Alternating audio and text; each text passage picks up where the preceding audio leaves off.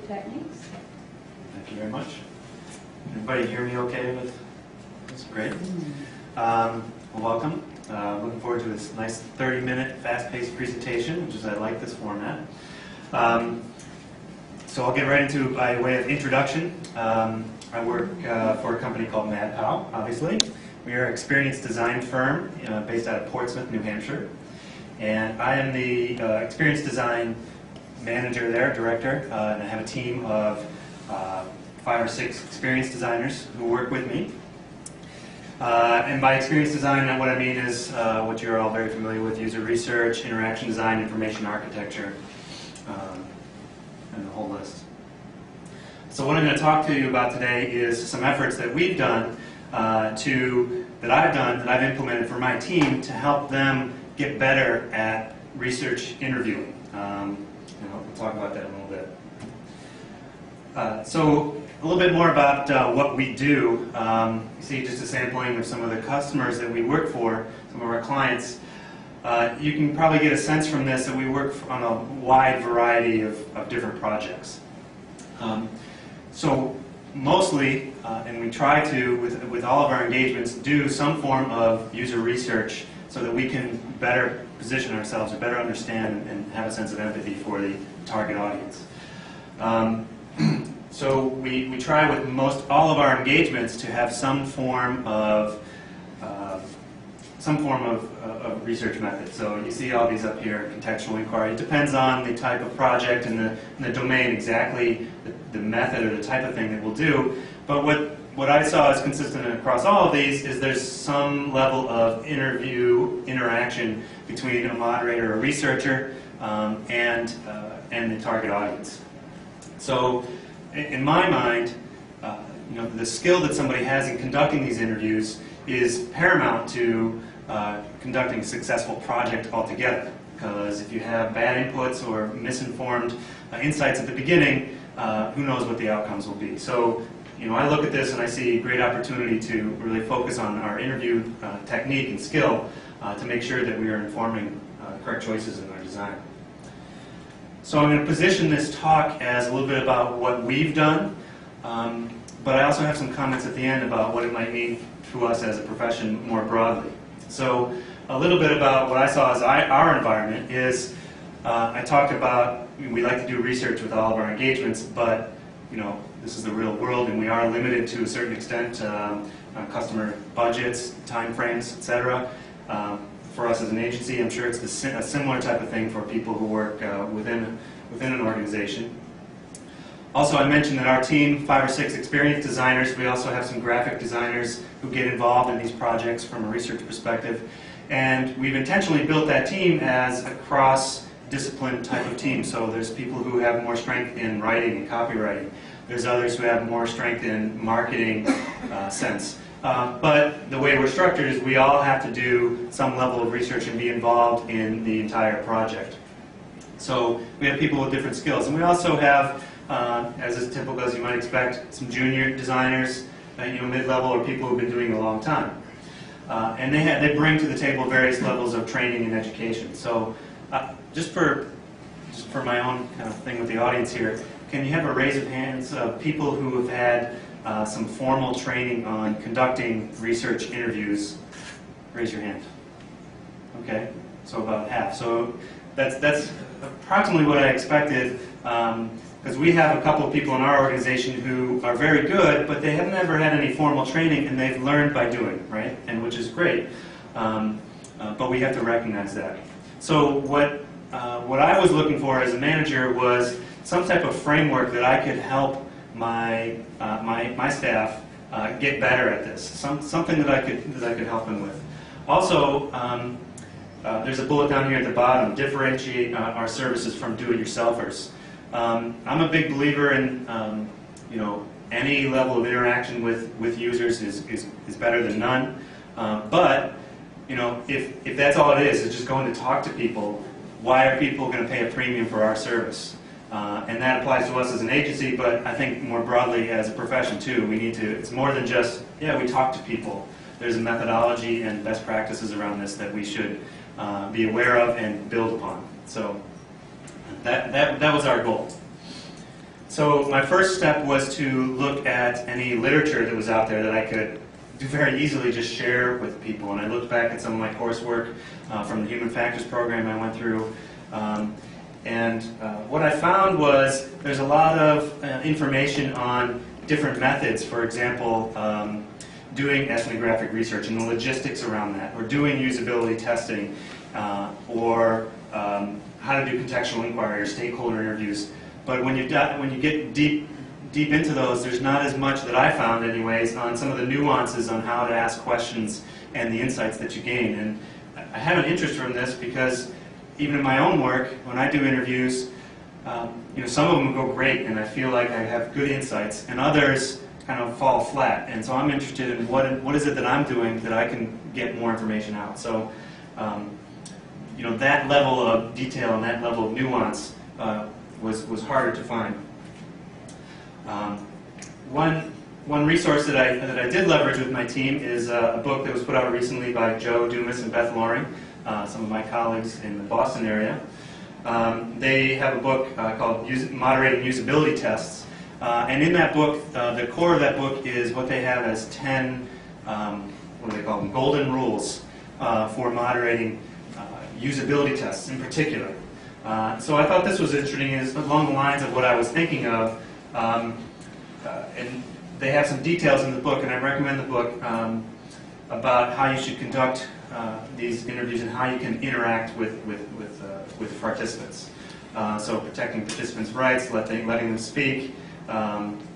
Generally, don't give away information. So these are all good guidelines. So I shared this with my team, and I shared some other resources that I found. And when I did that, they were appreciative and that helped.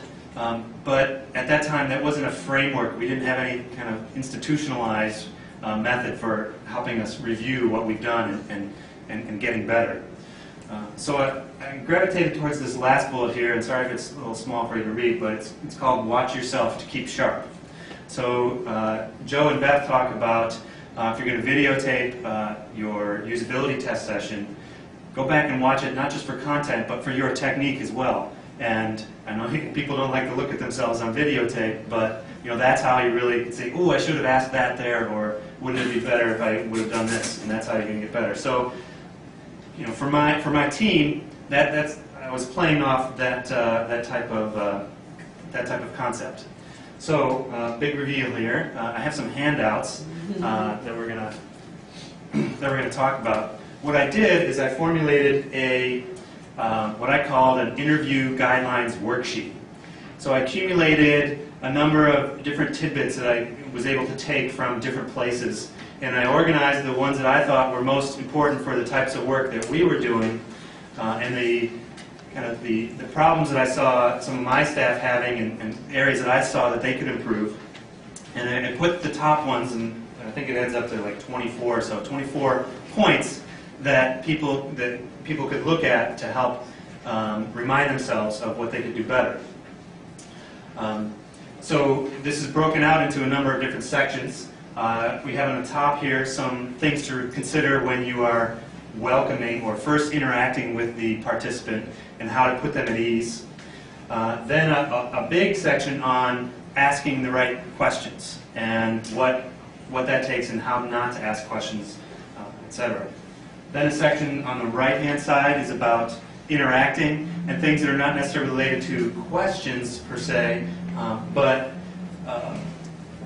items that can help guide how your interaction will go and how you can maximize your efficiency with the participant. And then some information on closing and what you can do at the close to really make sure that you've covered all your bases and not missing anything. So the intent of this was, you'll notice that each point there, and I handed them out here because it's hard to read, and the real essence of this is what are those points, and this is our attempt at this in our first pass that we're using. And each one, you'll see that each one has a code, and so what we try to do is, if me as a moderator, I'm watching a videotape of my own research interview session, I can look for different elements. And if there's a code, let's say that let's say in the interacting part of it, I defend the design a lot. I say, oh, the reason that it's done this way is because, it's this technical limitation or whatever. And I say that all the time. I would mark down I3, so interacting code number 3, so whatever the code is.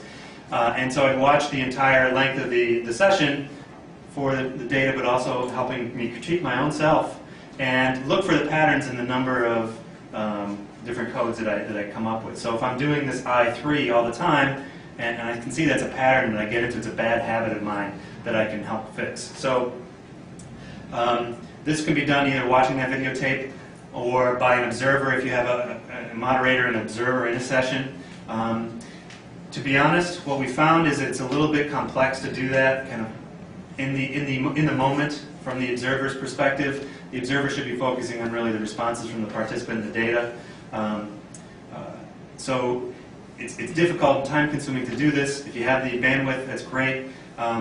The other way that we found this helpful is that, especially for some of the junior folks, or some people who haven't done it, don't interview that much, is look at this sheet before you go into a session and you have these things in your mind. I'm not going to defend the design. I'm going to let them talk. I'm going to provide neutral encouragement and all these different points, trying to summarize it in a one-pager here to help remind myself as I'm going into a session. And I say the junior people, but half of the battle of this is for some of the team who's more experienced.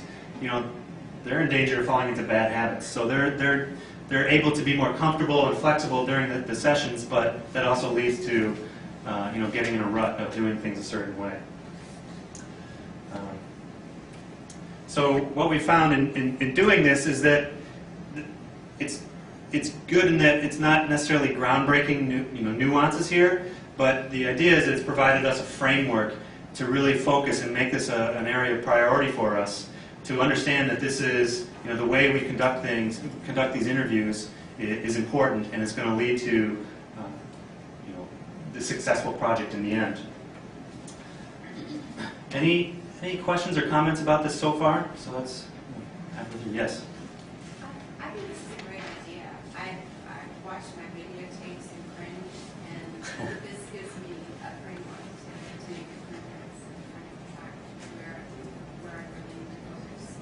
I do have a question about 8, the don't ask participants to design solutions.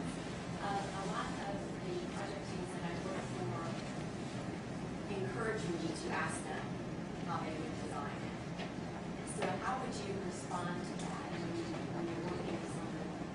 And I know that if they're not designers, they shouldn't be asked to design that. What's a really good 1 or 2 sentence response to that to make them stop? Sure, good question. I'll tell you what I've done is if I have a 60-minute session, I'll tell the business person that I'm working with, for these first 40 minutes, we're going to focus on observational, task-based, experience-based questions. If we want to save some 5 or 10 minutes for the end for how would you design this or how could you make this better, that's fine, but we're going to separate that from the insights that I have. So that's how I've handled it. It's a very natural reaction. It's something I see the junior people on my team do. It's to say, they're going through a an contextual inquiry interview or a usability test, and they ask, how would you do it? Because they're looking for the easy way, right? And just people aren't good at that. So I try to separate. It's good to maybe have some of that, but I try to separate it. Is how I handle it. Do you find additional issues, problems, mistakes people make besides the ones in the list here, and how do you code them? There are definitely ones that were not on this list. What we're trying to do is keep it to a one-pager. So there is general coaching from the senior, perspective. And my vision is that we can revise these so that if there are some that people never do, why have them on here? Versus those that I see popping up more often. So I picture it as kind of a work in progress and a living document for sure. Because I think as you look at these, this is the real meat, and you know, I've showed this to some other people for some feedback, and it's like, well, this one maybe is, I don't necessarily agree with that one so much, and how about this other thing? And you know, there's lots of things, nuances there.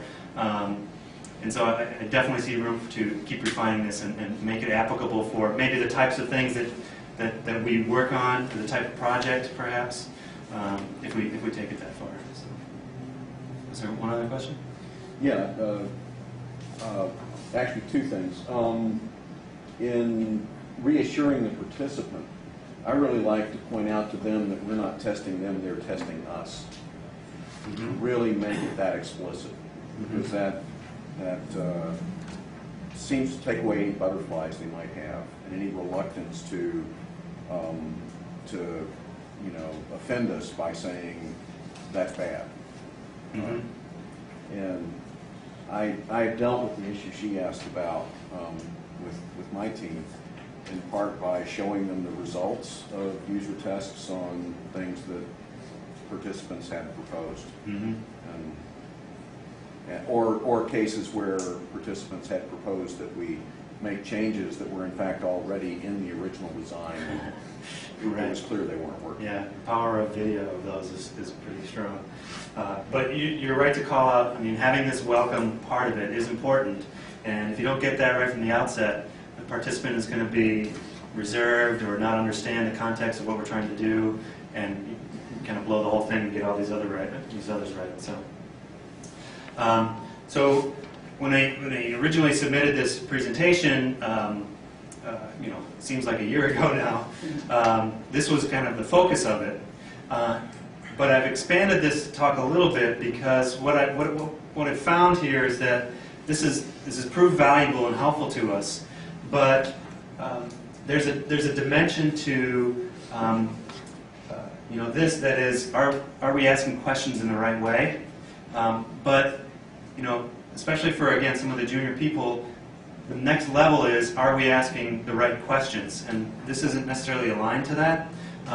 So within the framework of trying to improve how we do research interviews, I have another kind of part to this. And that's the bottom part of this slide up here, which is, are we asking the right question? Are we asking the right questions, the ones that are pertinent, that define or differentiate particular experiences for people? And more, what our customers are asking us for is not, you know, is the usability of this widget right, but, you know, what should we be designing, and what is going to make us money or get us more conversions, or what is going to align with people's values and emotions. And so to understand that, to step into a project and understand, to put ourselves in the target audience's shoes, you know, what I saw is a need for a certain line of question or a certain way to do these research interviews that will help us get to those. So what I have here, what we've tried, is we've tried two different interview techniques that I'd like to share with you and share our experience with you. They're not exhaustive, but it's what we've had the opportunity to try, and I'm interested in your feedback. So the first technique is, instead of just going out and asking a whole series of questions, is to have some type of framework to an interview session. And it might not be the whole session, but at least part of it. So the first one is what's known as triading. And this is very helpful to understand which dimensions of a particular experience or domain or, you know, vertical or, you know, sites or software products are important to the target audience. So contrast that with me as a researcher, interviewer, going out with my usability test script or my CI script, and I know I want to ask about trust, and I want to ask about security, and I want to ask about level of interaction, because that's what, you know, our project is all about. Well, it could end up being that the target audience doesn't care about any of that stuff, and what they really care about is the customer service, or they care about the personalization part of it, you know, something else. So if I go out and I ask all about the security, and people don't really care, they'll answer my questions about security, but you know, that's not going to be as important and helpful to me in my end solution. So the way triading works is exposing people to three different experiences within that domain, 3 different websites, 3 different mobile devices, 3 different brands, and asking the user or the participant to tell me how they compare and what attributes they would use to compare them. So if it's an interactive product, I'll have them interact with 3 different ones. If it's brands that they've been exposed to, I'll make sure that they have some level of experience with those brands. And what I'll do is I'll have them tell me, and the key to this triading is tell me 2 things, tell me 2 of them that are different from a third, and tell me how they differentiate themselves. And that how they differentiate themselves is the triading, or the kind of the attribute elicitation part of it. So that's a mouthful. Easiest to explain by showing you an example here. When I describe this, I break it down to the lowest common denominator of fast food. So if I was trying to, hopefully this is international enough that people recognize these brands for this conference. If I was doing a research project on fast food or these brands, I would ask participants, tell me how 2 of them are different from the third. So audience participation, who has any? Wendy's has square burgers. Square burgers, okay. Dimension I wouldn't have included in my interview script. Anything else?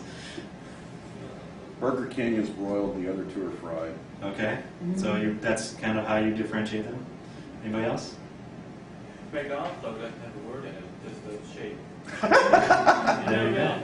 Okay, from a logo perspective. I ask this a lot, and people say fries. These 2 have good fries, and that has bad fries.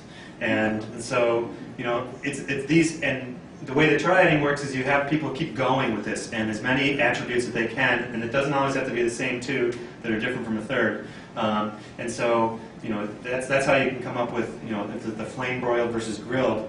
People really recognize that as a key differentiator. I might not have thought to ask that. So again, what we're trying to do is provide a framework for asking these questions to get at the values that are important to people. So we do a lot of interactive stuff, so we've done this with websites. The important thing is that you have people able to interact with and know these sites enough that they can compare them. You can extend this technique to a broader study called a repertory grid study. Don't want to get into it right now, but if you're interested in kind of that early stage of evaluation of what's out there in the competitive landscape, this is a good technique, and I would reference you to it and have you Google that. So that's one technique, and I want to share with you another technique that we've tried to add some structure to these interviews, so they're not just free for all. And that's the laddering technique. I don't know if anybody's heard of that. Also, talked with some people who call it the 5 why method. And the idea here is that it's based on something called a means-end theory, which I don't know too much about. But you can see on the right here that the means-end theory is basically people define things at various different levels. The first is by attributes of a product, so let's say the different features. Then the level beneath that is those attributes have different consequences on what the impact is on me as a user of this product or service. And that impact then aligns or does not align with some values that I have. So there's an example here. If I go out and I want to buy a Diet Cola, the diet is the attribute. It has a consequence of stopping any weight gain that I have, and the value that I associate with that is that I want to have some level of self-esteem, and I value that. And so, from a research perspective, this is interesting because it's that lowest level, that values that really we're interested in. Because, and if anybody attended Nathan Shedroff's talk yesterday, I highly recommended that, and go to his website, look for his information. He was talking a lot about designing for meaning, and it's the not designing for features that somebody else can do your features better, or do something at a better price, or do something different that's going to align to certain trends. But if you can design something that aligns to somebody's core values, you're likely to have more traction. So this means-end theory is attractive because it gets at the values. So The way you do this is you start with asking about attributes, and then you pile on the whys. Basically, why is that important? So I have some examples here. Start with this easy one. Which ice cream did you buy and why? Participant might say, well, I buy Haagen-Dazs. It tastes great and it's low in fat. So, a junior researcher might stop there and say, okay, we got to have everything that's, tastes great and low in fat, and that's what we're going to be targeting with our design. But the laddering says take it a level deeper, and why is that important to you? Well, it's important to me because I like to watch my weight. Weight seems to be a pretty consistent thing here. And in my own words, why is that important? Why is it important to watch your weight? So that's how you kind of get low levels deeper with this laddering technique. And it gets the name laddering because you're building a ladder connecting the traits that are the things that people respond to first, and building up a ladder of how this all connects together. And here's another one. So I didn't want you to think this is just about consumer products or ice cream or cola, but you can relate it to experiences as well, online feature sets. So the benefits of the laddering is, again, it's that what I was looking for was some type of structured approach. So my team could have a focus in what they were doing, and align themselves with that. Also, people like this approach because it makes the participants think a little bit more, and it's very reflective. So, but this is it's a challenging technique to master because you can have various levels of attributes, and you as a moderator need to keep track of what's going on and make sure you go down one path first and then another path, so you're not skipping over places, and you need to be diligent and take some practice.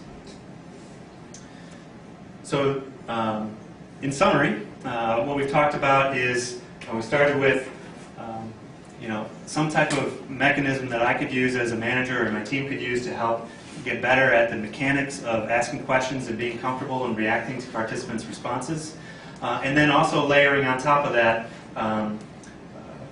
in our case, two different approaches to user research interviews that provide some structure to us. And I'm hopeful that it's going to be very helpful to us and really help to differentiate not us as a company from other researchers, but from people who don't think about it and don't have an approach. And not only do I think that could be helpful to our company, but also as a profession, it's more than just talking to customers. It's having a plan, having reasons, and having it work in the best way possible. So that's it. So we have 2 or 3 minutes for questions, right? In addition to the book that you mentioned, are there any other trainings that you would recommend or places to go for training? Places to go for training. I can speak to my experience. I went through a master's program in human factors, and there was a class on usability testing. There was a class on different things, and there was a lot of information on logistics and some of the theory and some of the foundational work that was done. But really the training that I got on interviewing was feedback from the senior members of the team. So I don't know if anybody else has any particular resources. So that's what I leveraged. I was just going to say, there are classes in like qualitative interviewing, individual interviewing, and a lot of that is I don't know any particular, but there are classes at University of Michigan and Yeah. at University of Essex in outside of North. Great. Go blue. Yeah, I remember at the beginning I was like asked twice. Now we asking for value, or are we asking for? I said, are we asking for attitude, or are we asking for value or emotion? I don't know whether you think that the two are, we can only ask one or another, or which one should we be asking?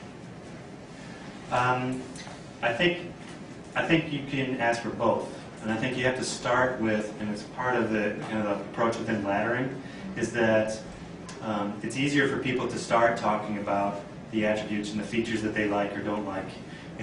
It's hard to start off asking them what your values are. That's difficult. So that's the appeal to me of the technique, so I think there's room to ask for both. and in fact, starting with the attributes and moving to the lower level values. Next. How does the triad affect the values? Or the examples that were given were square, hamburgers, and lettering. Logos. How does that get to that? It doesn't quite get quite as deep as the all the whys, and you probably can't see this here, but what it's good at is maybe developing the attribute, developing the elements that you want to probe further on for values. So if this was let's say for a banking website, right? I don't want to bias somebody by starting asking questions. Do you think this is trustworthy or not? If I want to understand what is important to people, that's what this is good for. So you might be surprised by what comes out of it. So it might be that somebody says, well, these are warm, these are really warm, and this is really cold and businesslike. And so then that's an area that you can probe on further that you might not have known about. So it doesn't quite get to that core. I don't think, anyways. 30 seconds. 30 seconds. One more question. One more. Since you're putting in some steps to help prepare everybody for the question, do you have any sort of review of protocols before people go out, or different people in your company get involved in maybe a protocol review or an ethics type activity beforehand at all? It's pretty hectic, so it's rather informal. We don't have this was our, this helps us kind of take that first step. So we don't have a review board or anything like that. It's part of the job of the senior people to help coach. And do we do it all the time? No, but at least we have something that helps us start going there. So if anybody has some experience with other processes, I'd be interested. So. Like I said, this is our, some of the things that we're doing. I'd be interested in any feedback you have. I'd be happy to have a dialogue with you about any other questions that you have, and hopefully we can keep moving this forward. So, thank you.